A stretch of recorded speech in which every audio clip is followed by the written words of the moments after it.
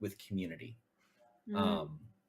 And if they do that, I think we all win, because community, I would argue, is the one thing that no one's trying to solve. Mm-hmm. We're trying to solve recruitment. We're trying to solve competition. Tell me, where's community? Mm-hmm. Honestly, any one of you, go ahead. Shout out what's the national community for Scholastic right now. Any title, tell me. Yeah. Where do I go? How do I meet and hang out? Of the How storm. does you? Community zero. There's Yeah. nothing. It That- doesn't exist anymore. And it doesn't exist statewide. It doesn't exist school-wide. It doesn't exist region-wide. It doesn't exist nationally. It doesn't exist digitally on Twitch. It doesn't exist digitally on Discord.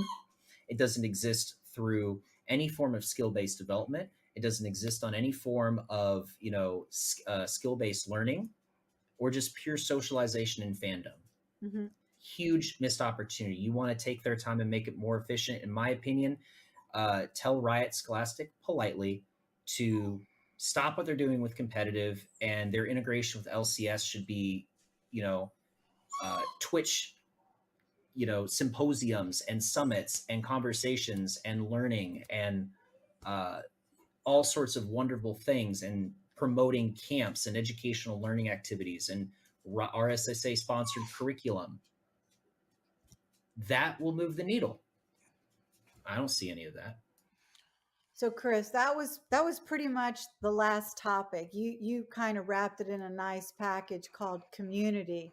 And I was kind of thinking more from an organizer and a broadcaster point of view around growing fandom.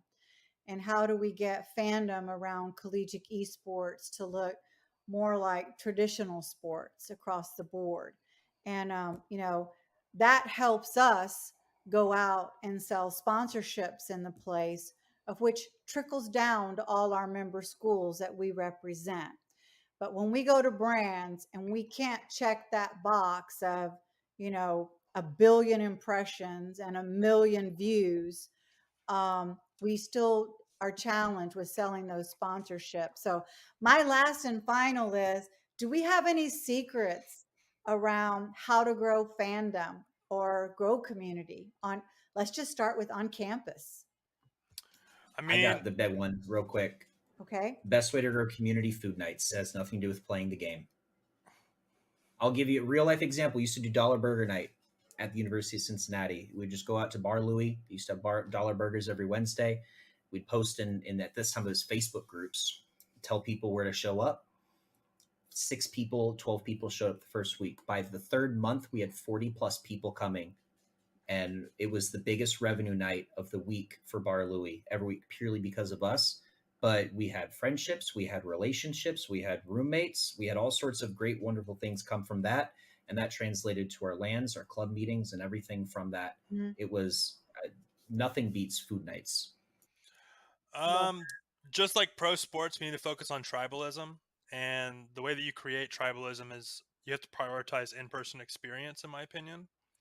I think that there's a lot of companies trying to become unicorn online platforms, but at the end of the day, I think we need pockets and hubs around the country that serve as regional and local hubs.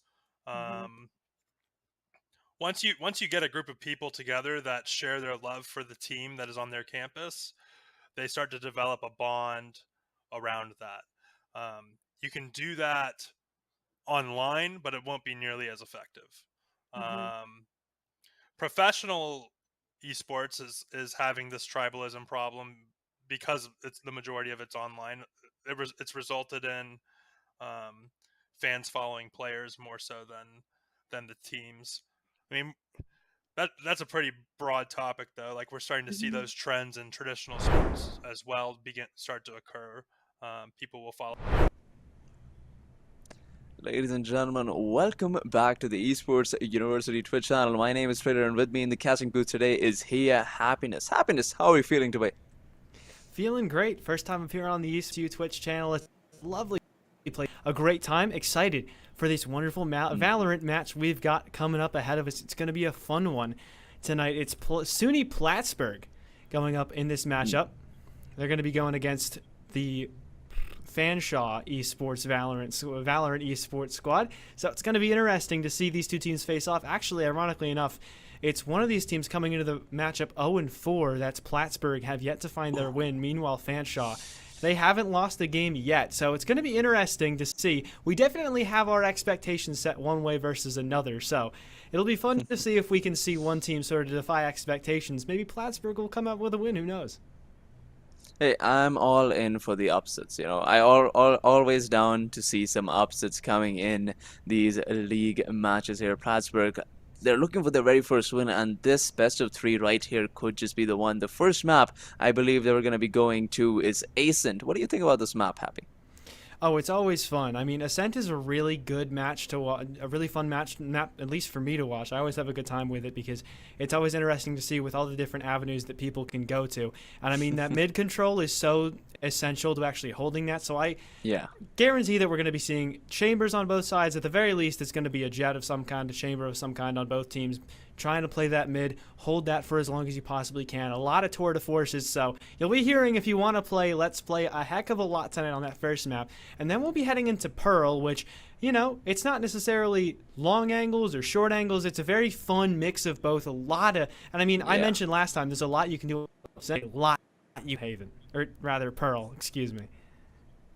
Yeah, so many opportunities of flanking over at Pearl, but let's talk about Ascent once again. We got Ascent right. On the defensive side, I just want to talk how good can KJ and Cypher be if they decide to go for this 2 Sentinel roster. I believe, 2 controller roster rather, I believe, you know, if you have Cypher holding on over at A side and KJ holding down B, there's no way that with the proper combo, anybody can take that side from you. Oh yeah, exactly. And I mean, if you're going to see one team start on the defenses, we've already seen it's Fanshawe who will be starting on the defensive side. So, I mean, maybe they will go for that KJ Cypher. I mean, if you win that defensive half so handedly, like even if you have Killjoy and Cypher, which both kind of do the same thing sort of on offense. I know Cypher, his cages can sort of act as smokes, but they're not as convenient to use as most other smokes out there. But like when you get on attack, it might be kind of hard to work with those two on the same comp. But if you do well enough on defense, who really even cares? If you have those two, and if you're feeling daring, you can go for the triple Sentinel if you want to have a chamber to hold that middle as well. That might just be going a little too hard on just trying to win defense, so that if you don't win the defense super strongly, you might not have much of a say once you get to the attacking side. But either way, I'm sure we'll see wonderful offensive and defensive strategies from both of these squads. Absolutely, both of these teams have been just waiting to get into this game, waiting patiently. Oh yeah, as well, and we're just as excited. Like you said, 2 Sentinel, 3 Sentinel play, anything will be exciting. We are always in for some weird kind of roster setups to see how these two teams fare up against each other. And you know, maybe Plattsburgh, they have something in store for us today. Maybe they've learned something from their last 4 losses, and maybe they'll bring in, you know, the 5 Odins on defense. That would be fun to see, but we shall see whether they pull off such kind of strats or not. As of right now, we're just waiting on the players to get into the lobbies, and the agent select screen should be here right in front of us anytime soon. Yeah, it'll come around. I know we were running into issues with one player crashing when they got in. So our players, everybody's here at their computers ready to go. It's just some technical difficulties in the way. But before we really get there, we could talk a little bit more about Ascent. We've been talking a lot about some really effective defensive strategies, but is there anything that you've seen that works particularly well in your experience on offense? On offense, I have to say, you know, I'm a Raze main, Raze all the way. But you know, just push in any site you want. You could just satchel in, push in that nade. If you know the lineups, if you know the angles, push. You hit the nade on the one side, you hit the boombot on the other. You push in, nobody's gonna be stopping you. All right, that's what I believe.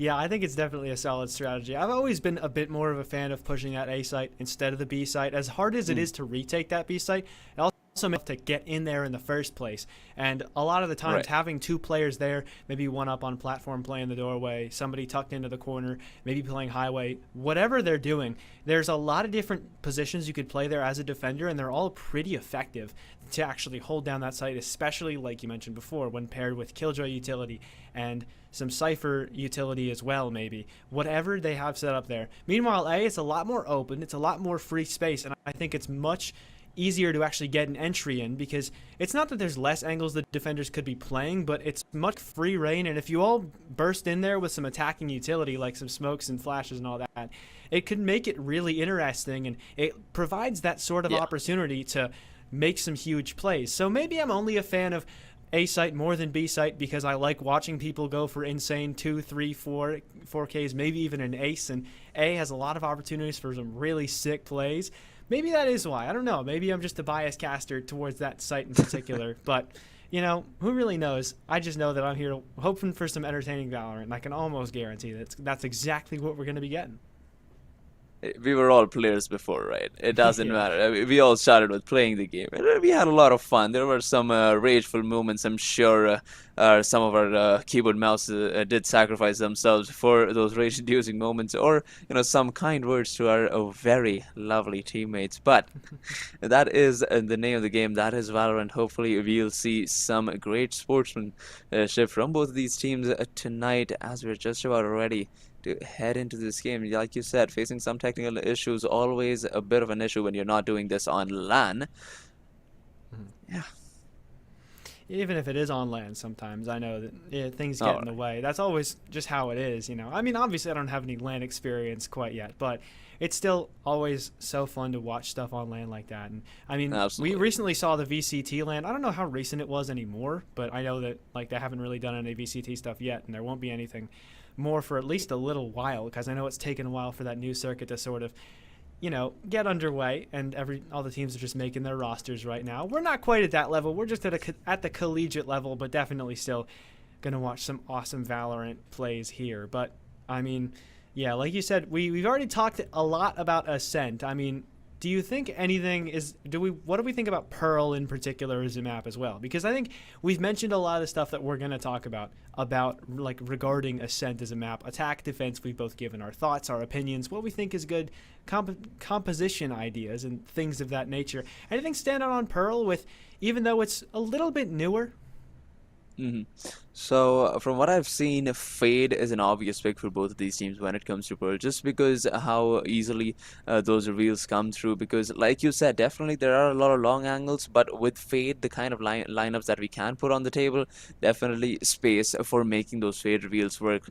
And obviously the Prowlers helping in closing in those shorter angles. But as of right now, we got I believe Chamber obviously working perfectly, because Pearl, once again, a lot of flanking angles there. The Chamber would do a lot of good when in your roster, both in offense and defensive side. Yeah, and I know it's funny. I remember I was particularly having a fun reaction when I saw they had picked Pearl, because I know we were talking about it just before, and I said that Pearl is like maybe my favorite map to cast in Valorant, because not just because it's new, but because there's so many opportunities to do so many different things. There are so many little corners and crevices on that map that allow for a lot of different interesting interactions and fun opportunities at wonderful plays. And I can only, the number of awesome plays I've seen on Pearl, even though I've only casted it maybe a few times, I probably have more really fun experiences on Pearl than I have fingers on both of my two hands. So and I'm not just saying that because I've lost fingers or something. I have, you saw them, but it's still Pearl. That just goes to show that Pearl's a really fun map to cast, and I'm absolutely looking forward to that one. Absolutely, it's just it is a reminiscent of what Cobblestone was in CS:GO, right? People hated it, people loved it, but it was always fun to have it around just once in a while. So Pearl does give off the same vibes. I believe the technical issue that we have is still going on, so we'll be taking a very short break here, but we'll be right back with some more Valorant action from the same team. So stay tuned, don't go anywhere.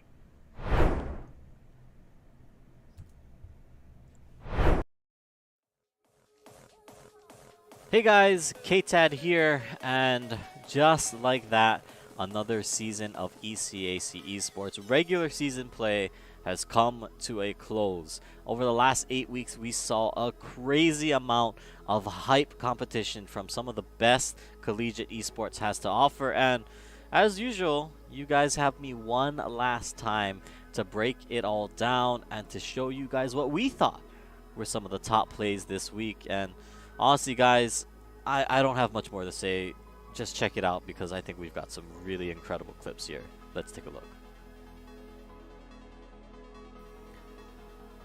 In our opening clip, it's Professor Dementium with a straight boot off the stage to kick things off for Bloomfield. Got himself one. Kick back off stage though. But the air dodge is going to be that Bowser. He'll do it again, and he'll also bring himself that down smash so he gets quickly back before that Falcon's able to take any sort of advantage. But well, you're gone. The spikes come through. It's a clean kick to wrap things up, and well, he's got one. He's got one stock for his troubles. Up next, the duo of Donkers and Robeast have some things to say with this beautiful 1-2 combo to close the door on Albany. Hit the intersection, go straight up in the air for Robeast, who's going to work Central Missouri into the offense. Flip reset's a good one. The pass down to Donkers, and he finds the net. A 3-goal deficit in Game 3. I gotta say, Curtis, it seems like after these two teams came out of Game 2, right? Again.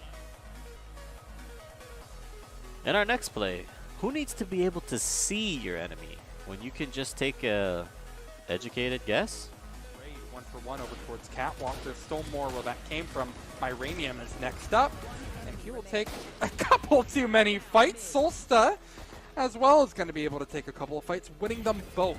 It's a 1v3, and Novacorium won't be able to do anything. Johnson, Wales. At number 5, it's Saltonics with this huge flank onto Cole College to secure Temple of Anubis for his team. Right now, it's got to be just destroying it straight up. Maybe of the Coalescence, maybe the Supercharger, but that Retire could just immediately rip through. Here's that Riptire. It does move Joker, but it could have been a catastrophic play. Now Nightbolt is pulled all the way off the point, and that's an easy one. Tonic's coming in with the triple off of that crucial rocket barrage, and that is all of them off the point. Now it's down to Joker just to get the touch onto the point. Tracer. Coming back to the Bloomfield versus Keene matchup, it was a clutch finish from Zenipu as he finishes off Brandon without dropping a single stock. No, one more lease on life. Lease on life indeed for Brandon. Looking to hold the ledge, but a recovery from Zenipu. He says second time's the charm. He'll send him to the moon, and once again, Zenipu will not drop a stock.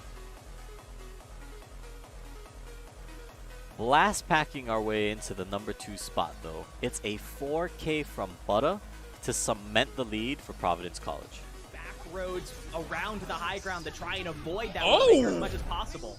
Oh my absolute days! Here was me looking for that Transcendence to counteract the grab, and no, it was just a big fat go button. In comes the pulse bomb.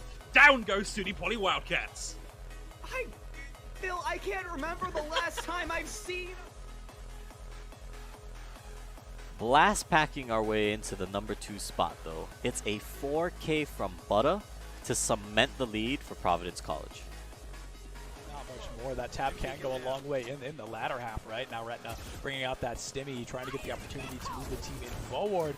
Okay, there's that showstopper I was thinking about. It looks like D-Nuns is going to have that show stopped. Sal, not particularly far behind, a 4v2. But really starting to wake up here on the race.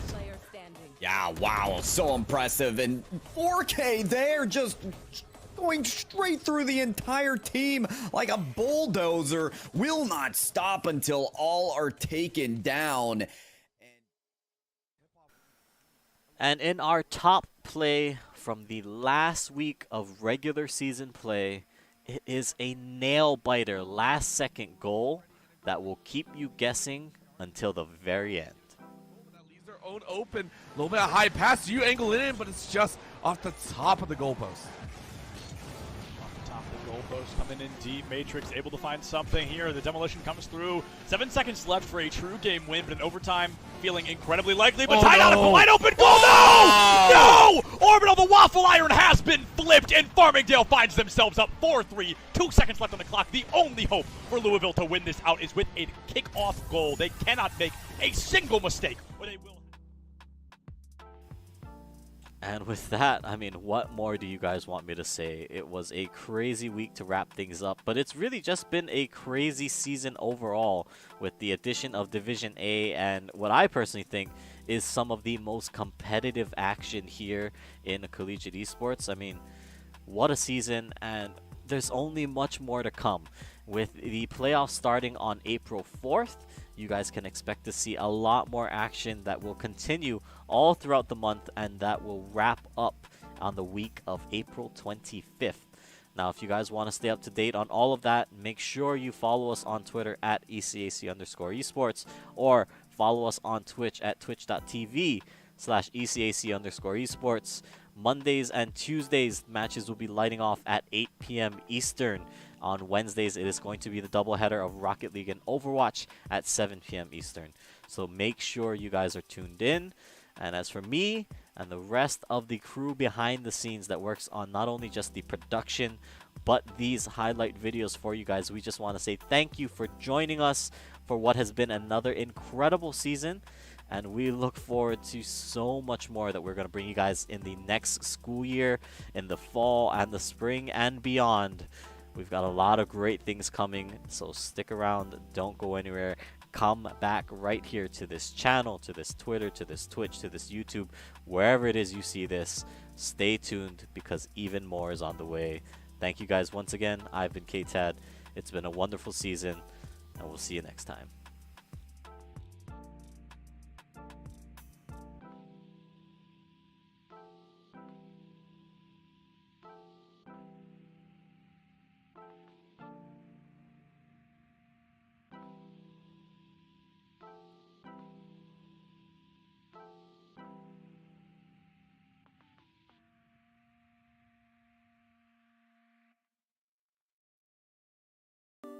That's so cute. UCF, and it's really cute. So I'm gonna move down here. How do we feel? The odds for UCF? What are we thinking? They got it. No, we got this. We got it. We got it. Go Knights, charge on. 100%. My friend Nick is behind you. He's gonna record it. Don't look at him. You'll ruin the shot. Don't look at him. Don't look at him. Come on. Oh, let's go! Let's go!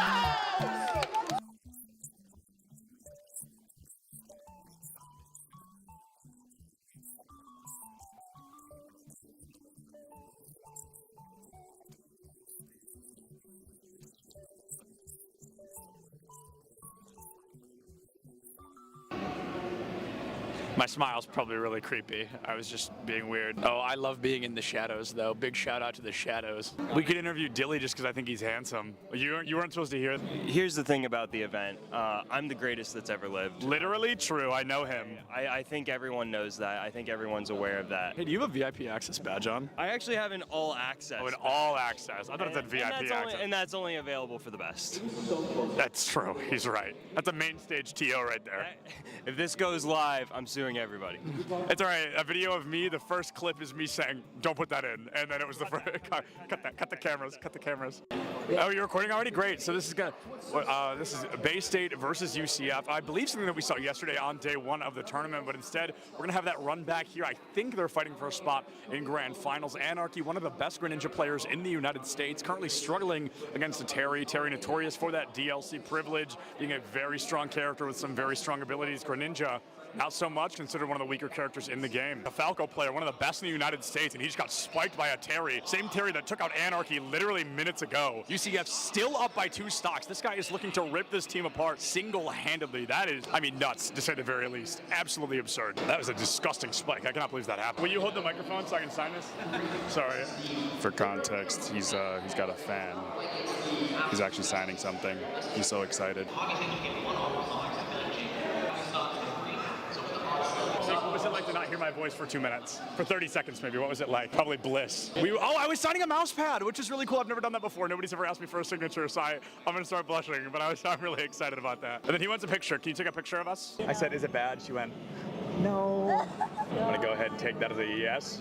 Turns out I can't tie a tie sitting down. What do you think is the appropriate face-to-screen ratio for a Valorant player? Face to screen, like how close I sit? Yeah, like how close should a player sit? Personally, I play really, really close. I think it depends on your eyesight, but for me, I like playing close because it helps me focus on my crosshair. Is the value of sitting close, the crosshair being the only thing in your line of sight? Yeah, that's pretty much the main benefit of it. It's so funny how close some of these guys sit. Oh my goodness. What do you think is the healthy face-to-screen distance for a Valorant player? I think it's all kind of personal preference. I guess I would consider myself like pretty close when I play because I like to like zone in on my crosshair. It is the second person to say that. It's all about the crosshair. And then what's up with the horizontal keyboard? I don't know, like it just kind of fits like the form when I'm close to monitor. Like I don't know, it might sound cringy, but I like to like be one with my gun. You know? No, bro, I feel it. I feel it absolutely.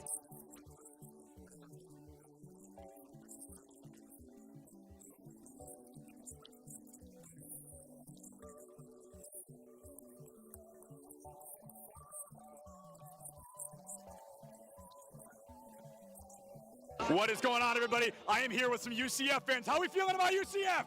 Let's go! Let's go! We've got a bunch of UCF fans in the crowd right now. UCF, they're up by a single game. They're looking to find their third and possibly final, secure a spot moving forward. Things looking great for them against Northwood here today. This guy's playing Minecraft right now. He keeps double building instead of placing the dirt. Pressure's on, man.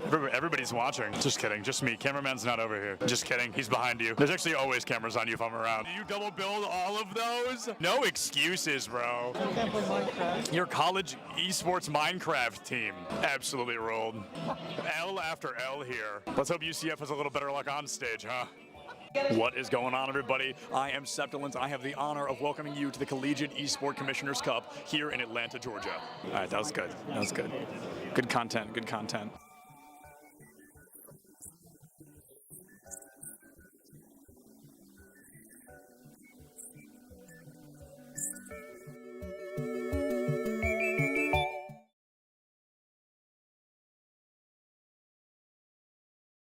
My name is Dusty. I'm 24 years old, and this is my first year at Bay State College and first year towards my bachelor's there. But I've been going to college for a few years now, or several years now. Cool. What are you studying? Right now, I am studying human resource management in Nice. business. Yeah. Do you like Bay State so far? Yes. Yeah. It's been pretty good so far. It's only been one quarter, but I like it so far. So Where are you from? I'm from SoCal. I'm doing it remotely from Southern California. So what games do you play? What's your main game? My main game is Smash Brothers, and that's what I compete in. So Super Smash Brothers Ultimate. Okay. What character do you like? Wii Fit Trainer is my main character. So how has it been being part of a collegiate team at Bay State? Have you been on a collegiate team before? I've been on teams before. I don't know if I've been on a collegiate team before. I think this is my first collegiate team, but it is really nice, and the teammates are really supportive, and I've met some cool people, so that's nice. But I definitely do have experience like with teams, so it's nothing like super new, but it's always good to be in a team, you know, have that support. A fresh team. Yeah, that's cool. So how long have you been playing Smash? I've been playing Smash for about like 7-ish years now. Well, I've kind of played it since I was like really young, but like competitively, I've played it like 7 years. I played since the release of Smash 4, which is the previous Smash game, and now I've played into Ultimate, so quite a while. What has been your proudest moment since playing Smash? That's hard to say because I've honestly had a lot of good moments. It's just I feel like every other week or every other month I have a new moment where I'm like, wow, that's the best I've ever played, which feels good and makes it, you know, I keep going for stuff like that. But every time I play a tournament set and it feels really good and I feel like I'm playing the best I've ever played, probably each of those consecutive moments. I just had a tournament a couple weekends ago in Las Vegas where I placed 9th out of nearly 400, I think, and I think that was one of the best I've ever played. And that felt really good, so that was a really big accomplishment for me. So you would definitely say over the past 7 years, you said that you've grown a lot in the game? Yeah, I think I've grown a lot in the game, and I think I've also grown a lot just as a person too. Just like competition in general, there's a lot of learning, and there's a lot of, you know, a lot of ways to approach it. I've learned how to teach other people as well, because I do coaching as well, stuff like that. So I've learned a lot through Smash. Yeah. How long have you been doing the coaching part? Coaching, I've been doing maybe a year and a half-ish, maybe almost 2 years. I'm actually not sure on the number. I think a year-ish, year and a half is probably closer to the right one. But yeah, that's been a lot of fun too. it's really interesting because it gives you a different perspective on the game, and not only are you helping other people, but you kind of help yourself in a way too, because you can kind of see things from a different perspective, you know. So How would you describe yourself? Do you Hello everybody, welcome back. Unfortunately, this is just a short little intermission from us, just to inform everyone that due to unforeseen emergency circumstances, one of the teams involved unfortunately had to forfeit the matchup, so we will not be having any Valorant streams on for you tonight. That's going to be all, at least for the next little while, but that's not going to be all from the Esports U Twitch channel for the rest of the night. Isn't that right, Flater? There's more. We got Mountain West Rocket League coming up at 10 p.m. EST. 7 p.m. PST is going to be San Jose State University going up against Utah State University. So if you have any interest in Rocket League, if you want to see these two teams going up against each other in Rocket League, some good car and ball action, then be sure to tune in at that time. But as of right now, the Valorant stream unfortunately will be cancelled. Follow us on Twitter at FlaterCast, at Here Happiness. We would love to see you again. But this was ESU. Now, signing off.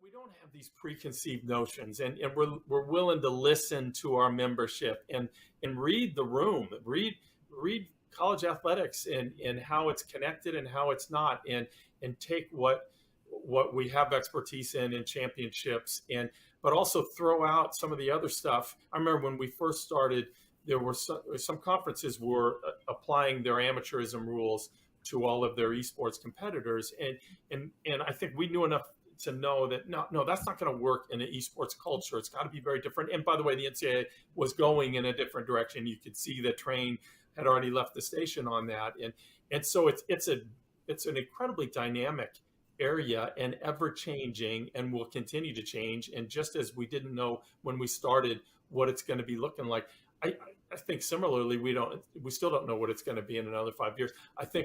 I know enough to know that all of us are still going to have a thriving esports program that's doing a real good service for our members and for our competitors. But we still don't know necessarily what some of that is going to look like, and that's pretty cool about it all. Let me ask you this, because you all are used to dealing with your athletic directors. And each of them are dealing with what's in front of them in their athletic departments. My guess is at least some of your schools are that this is not necessarily operating within the athletic department. And can you talk about how you navigate that in a conference office, and maybe the best way to handle that, or do you have preferences? Do you try to steer them one way or the other? And just talk a little bit about that, if you don't mind. Sure. The majority of our schools are not under the athletics umbrella. We have one institution that perhaps by next year will be under the auspices of athletics, but most of them are in other departments across campus. Right. One of the things that has helped us is that we have support from the president's office. And so in order to participate in Mountain West events, you have to have an adult non-student administrator that oversees that, the eSport program. And that's where we get assistance with, eligibility checks and, please complete your roster, things like that. I don't know in the future, and it depends on, who's sitting in the athletics director's chairs, whether or not more esport teams will go under the umbrella of athletics. And I'm kind of indifferent in terms of whether it should, because I don't want esports